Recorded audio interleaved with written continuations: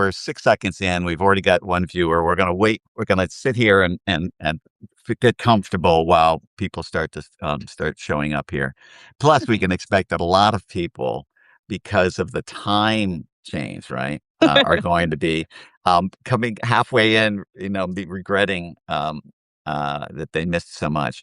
And also, I found in the past that, people stumble upon, they wake up, they open their email and they say, the Cal Live thing is on. They go, oh, what time? And they come in with 5 minutes left or whatever. They come whenever they come.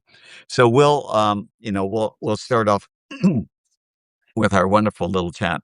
But well, first I need to introduce you, Catherine. Catherine Woodman Maynard is I'm going to describe you different ways, and then I want you to describe yourself.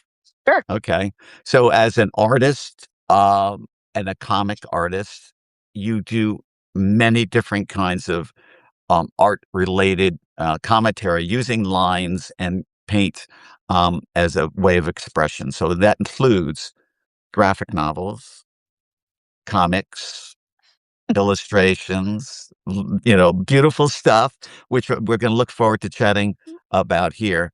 But more recently, because you live in Minneapolis, you've found yourself as being a sort of I would say, a comic activist, if you like, someone who is, or you couldn't help but be drawn into the events of Minneapolis and the way that you've responded, not just yourself, but what you've done to engage other comic artists like yourself, to use this format that we're so lucky to be able to share, and as a vehicle for expression, protest, whatever, with the events that are going on.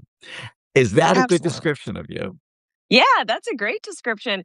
I would add, just because I think it's more unique, that I almost primarily work in watercolor now Okay. in terms of my coloring. I work digitally or with regular ink for the line art, but I pretty much only watercolor now because I just love how emotionally expressive, and I feel like it really connects with other humans, which is so important Yes. right now.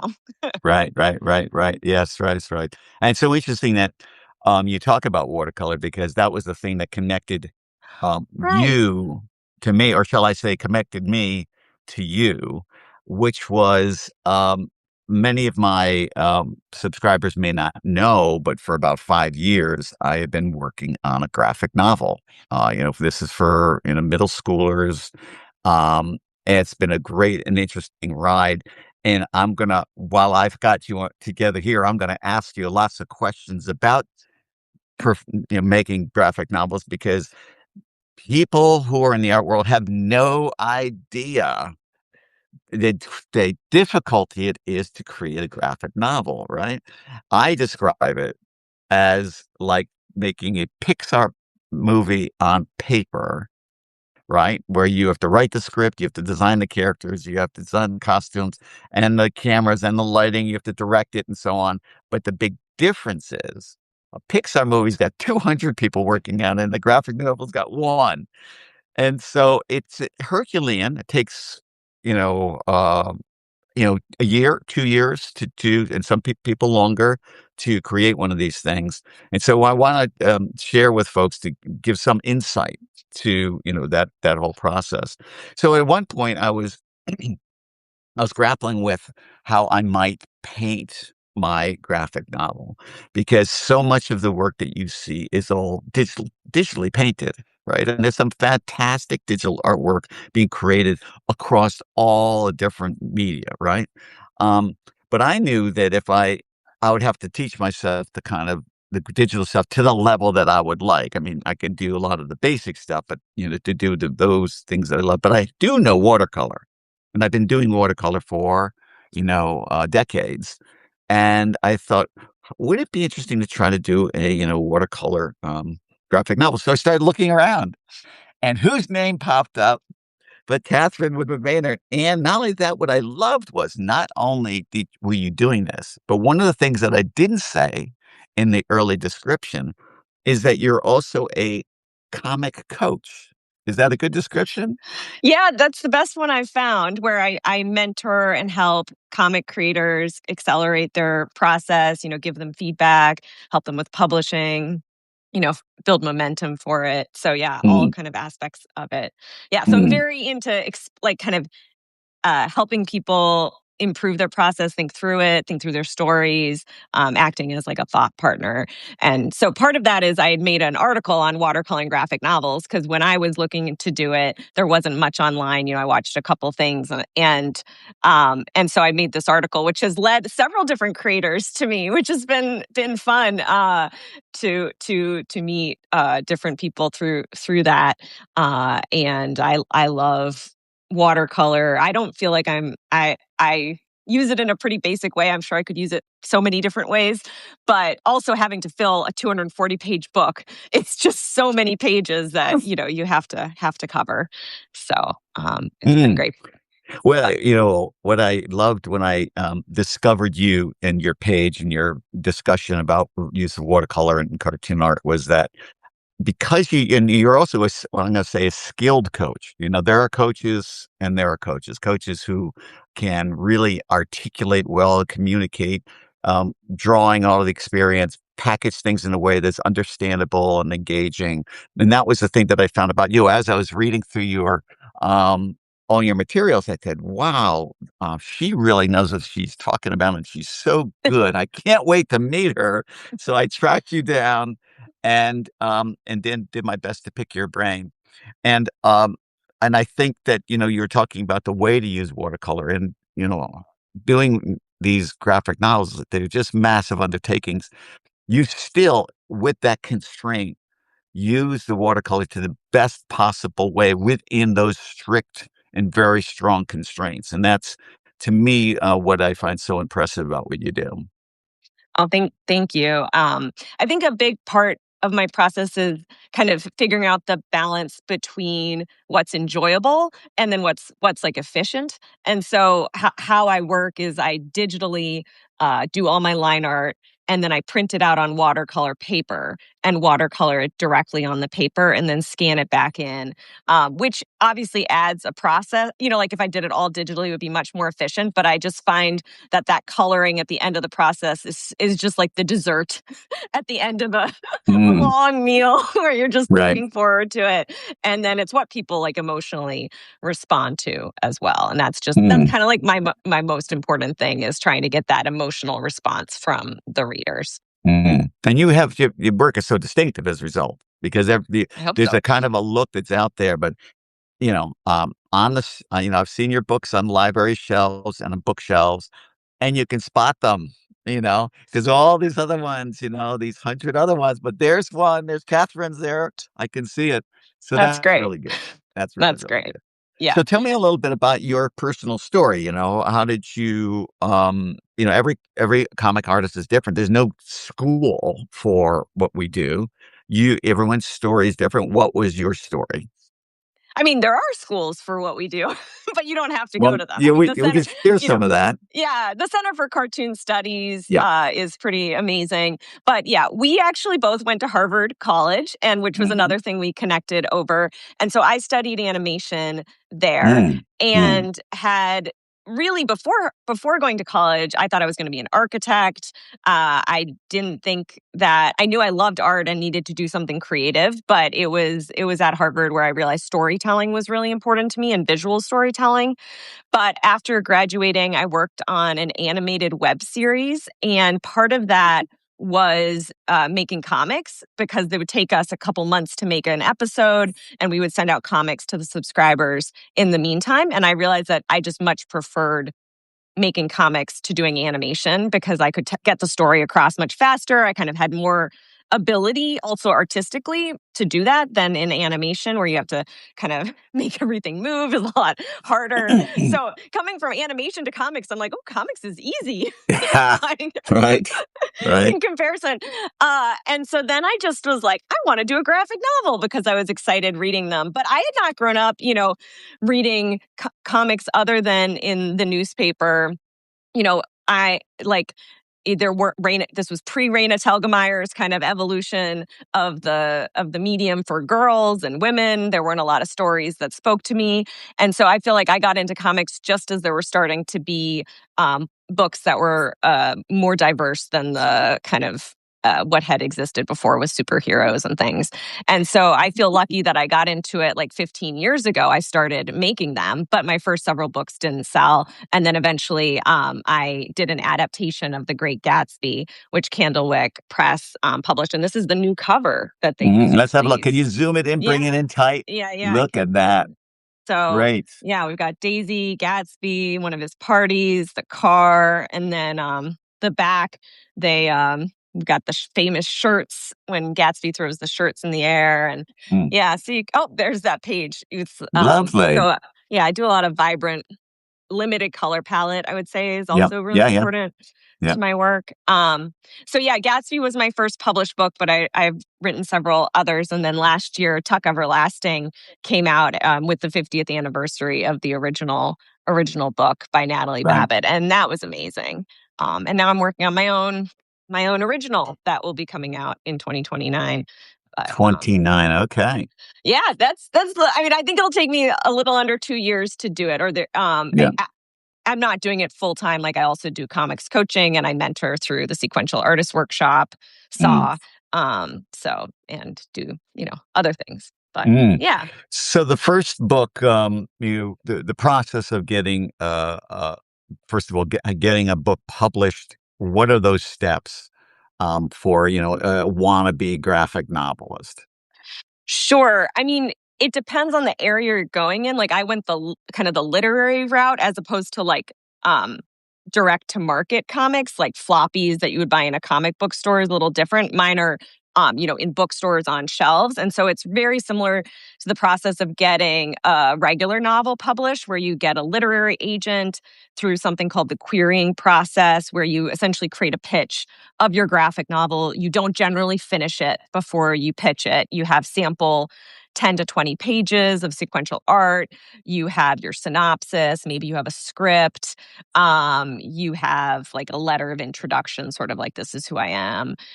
So it's a whole process of getting an agent, and then the agent pitches it to publishers, and they're kind of your business manager, and they take 15% of whatever you make as a result of that. But they do the legal side, the negotiations, everything. Hmm. So, yeah. And for you, getting that first Gatsby book, did they come to you? Did you go to them? How'd that happen? I went to them. Yeah, my first two books hadn't Hmm. sold, and I was like, I want to do something different. They were like fantasy adventure, and Gatsby had always been a favorite of mine. I love the kind of looking at class and kind of the divisions that it creates that are visible or invisible, and just the lushness of that world. So it was coming into the public domain in like 3 or 4 years from when I thought of it. So it was like perfect timing for publishing, because publishing takes so long. Um, and I pitched it to an agent. She pitched it to Candlewick Press and some other publishers, and they bought it, which was great. But unfortunately, there have been multiple other Gatsby graphic novels because it was in the public domain. So, Oh, I see. Right. but for Tuck, we worked with the estate, so we don't have any competition. It's not in the public domain yet, which is great. And that was great too, because they had a lot of great, wonderful insights. Like I worked with the original author, Natalie Babbitt's daughter, and she could kind of tell us, she'd been talking about the book for decades. So Right. she could, really good insights on it. One of the things that in my profession, the political cartoons, a daily cartoon, is this notion that every time you do a cartoon is a practice for the next day's cartoon, right? You have a blank piece of paper, you start all over again, but you're this huge learning process. In the graphic novel world, one of the things I discovered was that, you do a graphic novel like The Great Gatsby, huge amount of work. You're learning the whole time. And then it's the next book that gets all the benefit from everything that you learned from that book. But the learning curve is a lot slower because of the time it takes. What did you learn between doing The Great Gatsby and Tuck Everlasting? I think like there was a lot of learning because I just never done something of this scale before. And so I think like that was kind of just like, oh my God, this is like an insane amount of pages I have to cover. But I just learned a lot in terms of like how I like to use the watercolor in terms of like layering and I don't know, like compositionally, I just realized that I really prefer more expansive compositions of the page as opposed to the standard grid. I also think in Gatsby, I was maybe a little too, I didn't do enough layering of kind of like the scenery in front, the characters behind. Like I feel like it was a little bit more like maybe a stage that you were watching. And so there were just things like that that I was trying to improve on. So do Um, you think it was an improvement, the second book? I think so. Yeah, I Mm. mean, I think it's better. I mean, I always basically like my newer work. So, but this is already, like when I created this is now 3 or 4 years ago. So it's like a time capsule of how I was artistically 3 or 4 years ago, which is a funny, Mm. a funny thing. But yeah, Well, the thing is when you look at both books, you can see a continuum. I felt that with the second book, there's just a feel, a more comfortable. It felt that you are with the work, and these are sometimes intangibles that you get from something, but yeah, that the longer you do something like that, becomes like your handwriting, right? yeah, That, starts off a little bit tight and you're thinking too much, but then this, as you do it more and more, it becomes more natural, part of your particular fingerprint. And that's yeah. what I'm feeling from so far. So I'm very interested in your next project. What's this about? Yeah, I don't know how much I can talk about it. Like it hasn't been announced yet, but Oh, it's okay. it's about I mean, it's about two sisters who are searching for a missing painting on a main island and kind of the family secrets that are separating them. So it's a lot about their relationship and how I'm really interested in secrets, like and what Yeah. happens when we express ourselves instead of keeping things inside. I think that's like a through line throughout a lot of my work and my Substack creating comics. I talk a lot about kind of like self-expression. And so that's pretty like important. Mm, So I can't say too much, but it's in the very, I'm just working on the script now, good. and so that's very exciting as well. So I think, going back to what you said about developing the style, I think the other huge thing I do is I do diary comics, and that's Mm, just something I would totally recommend to people who are looking to either develop style or improve their kind of that feeling of it just being so natural. That has really helped me um mm, you know feel so much more comfortable with it. It doesn't feel precious because I do it so frequently and in like a low stakes way. And that has definitely kind of changed things for me. Interesting. Well, I want to come back to this. There's more questions I have you about your coaching and your philosophy and things like that. But I thought this would be an interesting time to talk a little bit about, well, your cartoon activism, if there's Yeah, any better totally. word. You live near Minneapolis, right? I'm in Minneapolis. Yeah. You're in Minneapolis. You've been there how long? 5 years, but I grew up in a close suburb of Ah, Minneapolis. So I left when I was 18 and then we returned in 2020. Or so 6 years. gotcha. Yeah. Hmm. Well, tell me a little bit about your story. What happened, what you saw, and then what you did. Yeah. So uh I mean, it's kind of wild just how much has happened.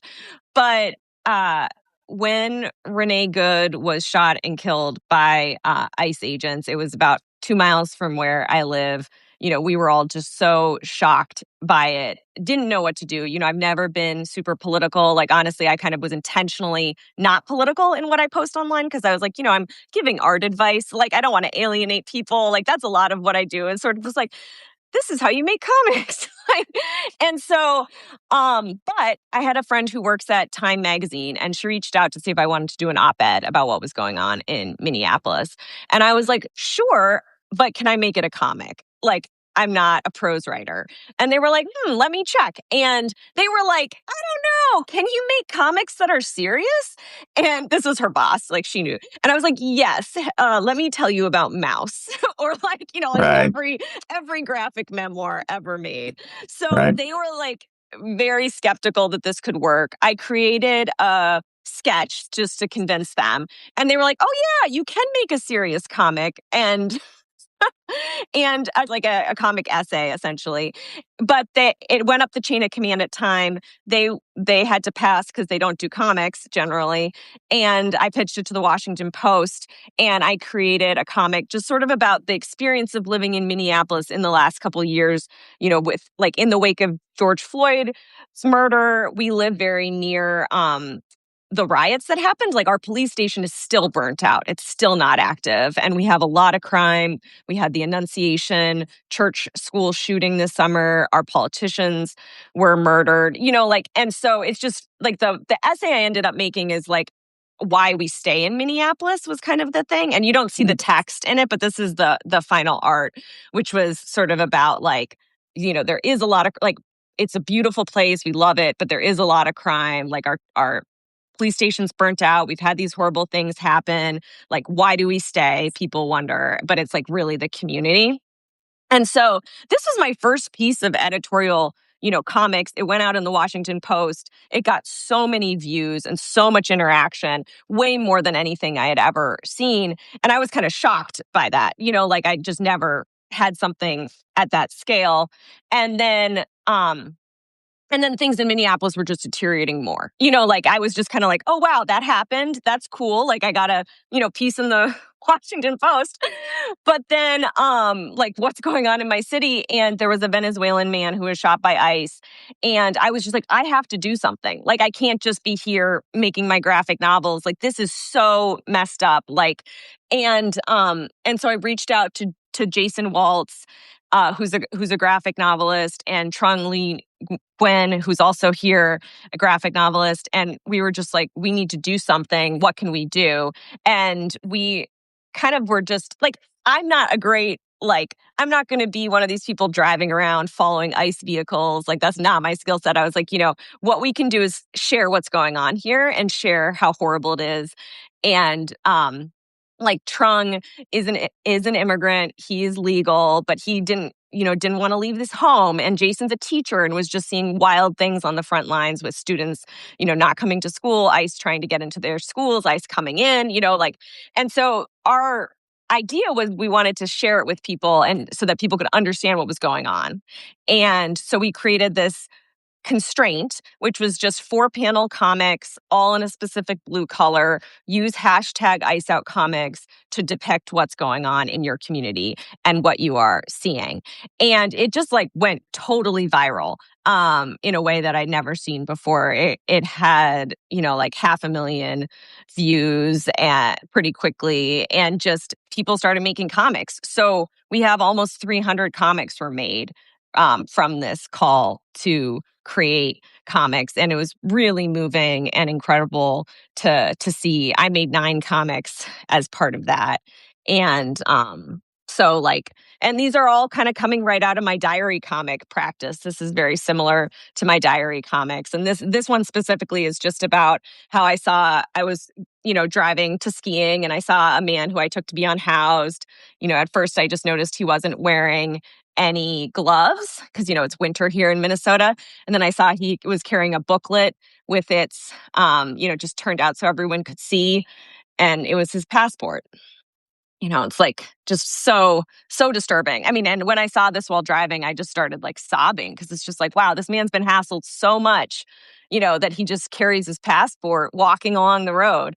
And things like that is what I just wanted to capture what it was like, just kind of just being here. And so by calling everyone to do it, it was so incredible because we get all these different perspectives, and a lot of people were telling how cathartic it was.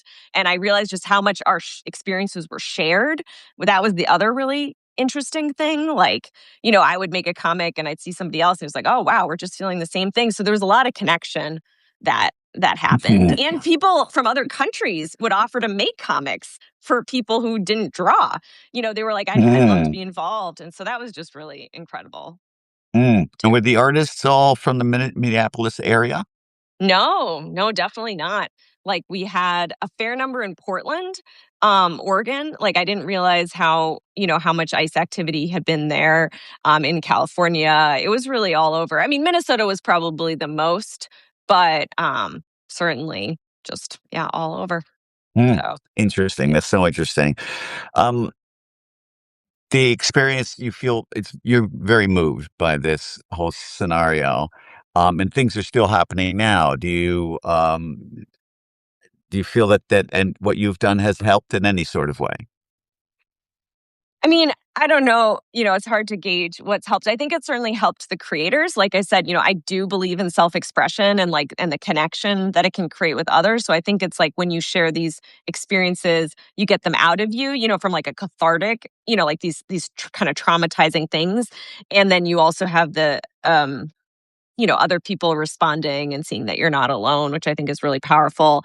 I don't know if we change people's minds, like that, like I don't think if there's a real Trump supporter that they're like, oh, these comics really made me think, you know, but you never know. Like, I think I was more interested in targeting people who care, but maybe just like, turn off the news or just can't quite engage with it because it's too hard. Like I kind of felt like these short comics were a way to understand more emotionally what it was actually like in Minneapolis. And yeah, it's still going on. It's a lot quieter though, but like we have several mosques in our neighborhood and the neighborhood's organized so that there are people there every night during Ramadan, which is a whole 30 days, just because we don't trust that ICE won't be there. Especially it's one of the mosques is Somali, and there's been so much targeting of Somali people. So that's been really moving too, to be outside the mosque just on watch and interacting with the community there. And they're so appreciative. And it's been Mm. amazing. I mean, the community here really is incredible. Like, I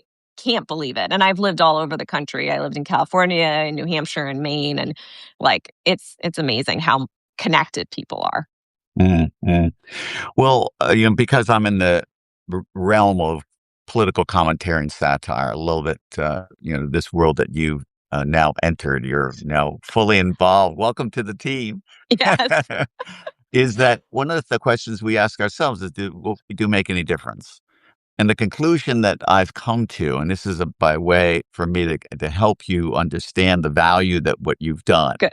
goes Good. beyond what you actually probably think or even know, is that when you do these individual cartoons, I regard them as like a speck of sand in a sandstorm of change, is that they all add together with all the voices to be able to wear down mountains if need Right. be.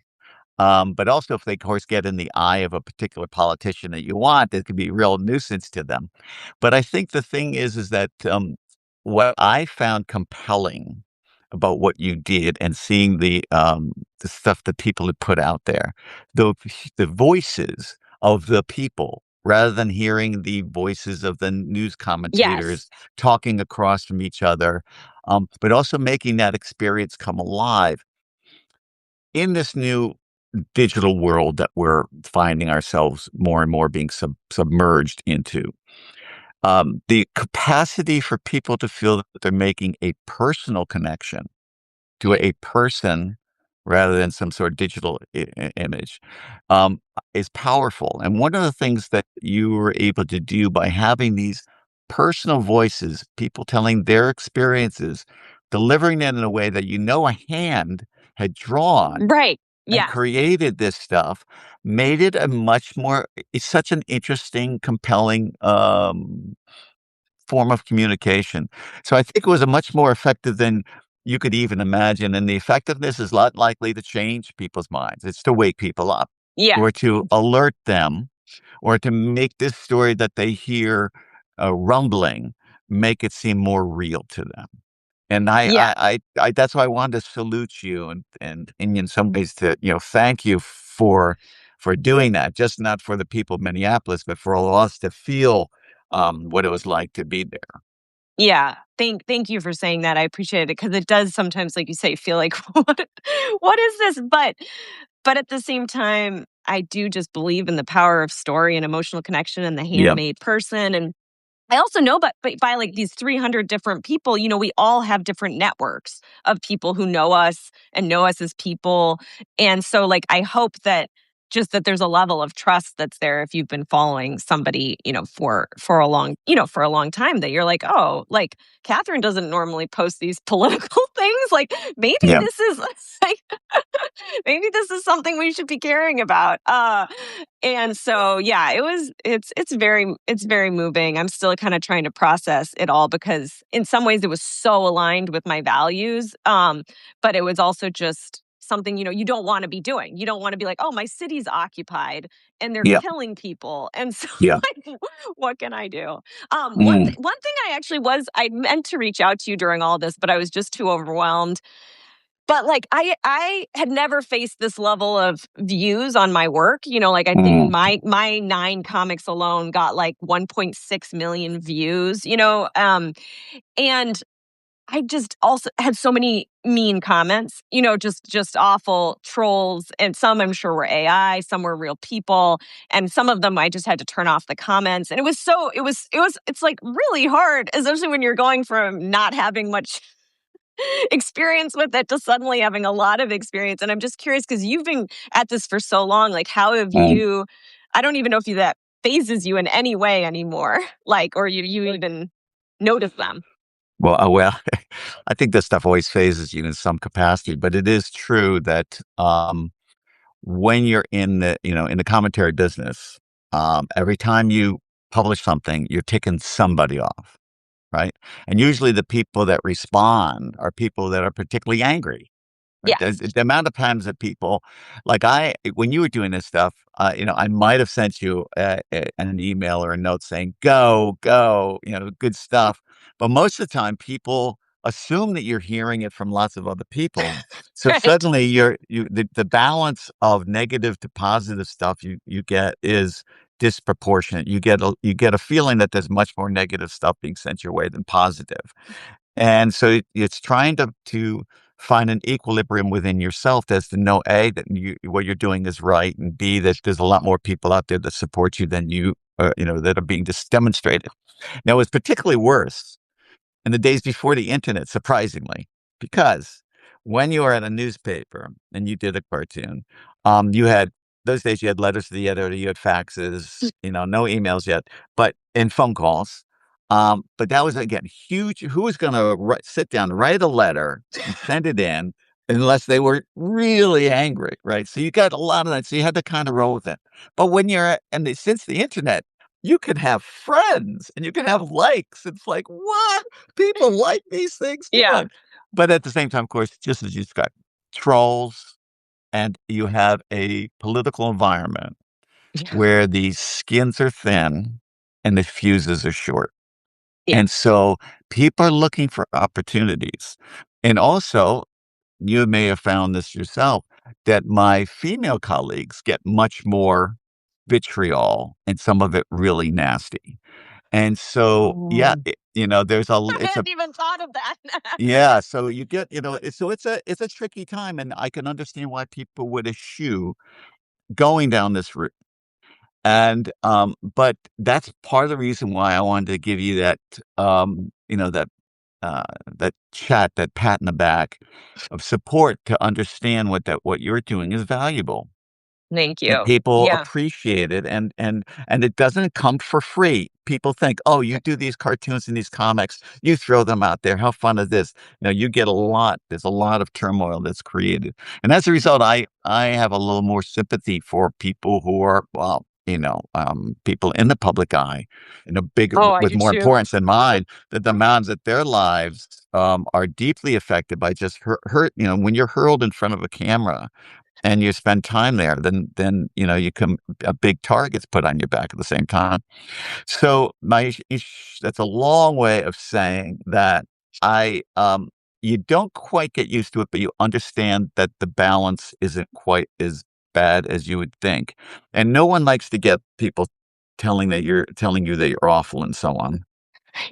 Yeah, I think I mean, and to be fair, like it was overwhelmingly just so positive. Okay. It's, like so many like real people, not bots, but but it's still just those things that stick with you. And some of them were just awful and saying Yeah. horrible things about immigrants and Yeah. about Yeah. Alex Preddy or Renee Good, and you're just like, Yeah. wow. Yeah. But I think now I'm just trying to figure out where to go next because I have a book deadline and I had to sort of step back from the Ice Out comics just because I missed Yeah. like basically a month and a half of Yeah. work. Sure. Yeah. and it's like so figuring out, I think all of us in Minnesota are just figuring out like we feel so changed as people. It's hard to Mm. describe. At least the people who engaged. Some people just really didn't engage with this. But in my circle of friends, I think we, depending on their abilities and inclinations, but it's just like we feel like different people in a lot of ways. Just a real shift in identity and figuring out Wow. where to go from there. Yeah. Right, right, right. Well, good luck and keep us posted about it. But it also, like you said, this is, you had to do this on top of trying to do everything else, and so it's Yeah. I just to me, didn't that's do the other another thing. sign of the great Yeah. dedication and what a wonderful um, thing that you've done for everyone. So Well, thank you. good going. Thank you very much. Godspeed. All of that good stuff. Oh, thank you. Thank you so much, Cal. So, well, first of all, this has been so much fun chatting. I've Always really fun. enjoyed this, but I always want to ask my guests a few questions, and I was hope you wouldn't mind offering some answers here, some of your insight. One is I always like to ask, what are Substacks that you really like or would recommend? The Substack world, you probably found it pretty cool. I'm finding it amazing, but there's a I lot of love it. stuff out there that I don't know about. Yeah. So, Yeah. is there a few that you can share? And what I'm going to tell our viewers is that when this goes, when we send this out as a recording, that we will do our best to list your favorites there as well. Sure. Yeah. That's great. I mean, the one that immediately comes to mind is Kelsey Urbick's Art of Habit. And it's in illustrated essays about the art making process. She is a cartoonist and writer and really insightful. Just everyone. I'm just like, oh, this is so smart, and they're, I feel like, a nice manageable length. And I just adore Kelsey and her work. Another one I love is Haley Weaver's Haley Drew This. She's also a cartoonist posting a lot about anxiety and feelings. And all of her characters are little hearts, and it's very appealing.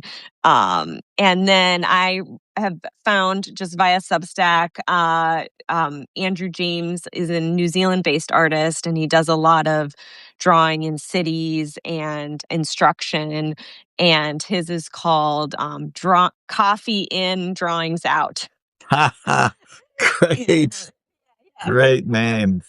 Yeah. Yep. So those are the three that kind of maybe come to mind first. But I just love Subjects, and I was so excited when you hopped over Mm. and joined the Substack world. Has it been fun for you, or? Oh man, it's been so much fun. Partly going back a little bit to a discussion about interaction with folks. The great thing about Substack is that when you asking somebody to subscribe or they opt to subscribe, nobody that I know wants to get more email, right?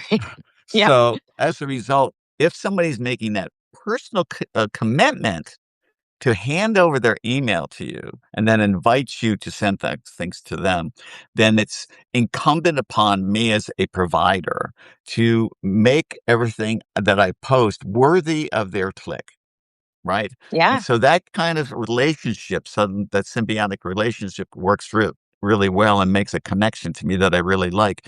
Then furthermore, the fact that because there's no algorithms involved here. People get the email, they get to see the thing. People then feel, when you're sending something out, they want to get it. Now, I'm not sure everyone can read everything that you put out there, Right. but a good proportion do. And then you get responses. And so you make this really great connection. I really, really like it a lot. I suspect I can see it as a media platform that's going to grow exponentially. And it's going to be particularly good for people like you and me, people on the creative side, Yeah. where there may not be financial opportunities as well in the main world as the dynamics outside change, but here this is going to be an opportunity for people to do well. I know some cartoonist colleagues of mine who have done, well enough. I know in my personal situation, I left the Baltimore Sun 6 months ago, and thanks to the goodness of my paid subscribers, they've lightened that load by helping Mhm. me regain some of that back, and that's been very useful. But I could see it as a possible new engine for economic growth in all these areas. So that's very exciting. Yeah. Yeah. I mean, I love having control over our own publishing. That's Yeah. what's so exciting to me. And that real interaction, these books I make, it's, 3 years, after I make something that it reaches somebody, whereas something on Yeah. Substack I can create an art, scan it in, get it out there, Mhm. and it's so wonderful in that way. And it's hard being on social media and all the things you have to create, but I'm really grateful that we have that outlet and that direct kind of ability to Mm, connect. absolutely, absolutely. So my final question for you is, now that you've been doing this, now how long would you say you've been in the comic realm? How many years? I mean, like 15 years, Okay. I've started making. It took me, like 7 before I got a book. It was like a Right. long yeah, it took a long Sure. time. And, I was doing other things, like I was doing freelance graphic design, but I was working like half-time on comics, for many years before I was published. I would really dedicated myself Mm, to the mm. practice. Mhm. So we have, you've got this backbone of work that you've created, and you've got a life now that you've built. But the future for us in our professions is looking more challenging, right? The prospects of AI and the changing media landscape, it can be really interesting. Who knows how graphic novels will be displayed and read, as we move forward. With that in mind, if I talked to you 15 years ago, and you know now back then, would you have done this path again?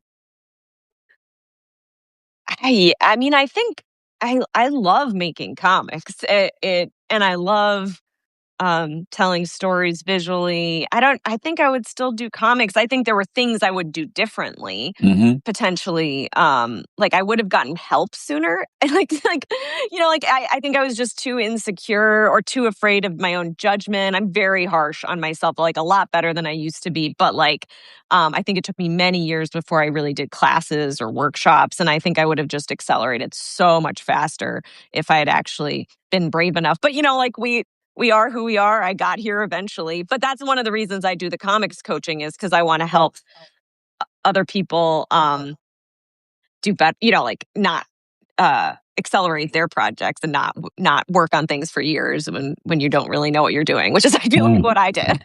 Yeah, yeah, um yeah. so I think I would still do it. I think what I work on for myself is flexibility and trying to get better. I don't think I'm a particularly flexible person, naturally, but it's something that I've gotten better at in recent years in terms of, technology, in terms of responding to things that are happening, like the Ice Out Comics thing. Like I don't think a couple years ago I could have just jumped in and been like, let's do this. Like we came up with the idea and the next day we launched it. I mean, this is like that kind Right. of action is what I've been trying to. I don't think I've ever done something that fast, but I think it's something I'm working on. And I feel like with the changing landscape, it's going to just be more and more important. And it's hard as like a pretty methodical, slow person who Mm, likes to think through things.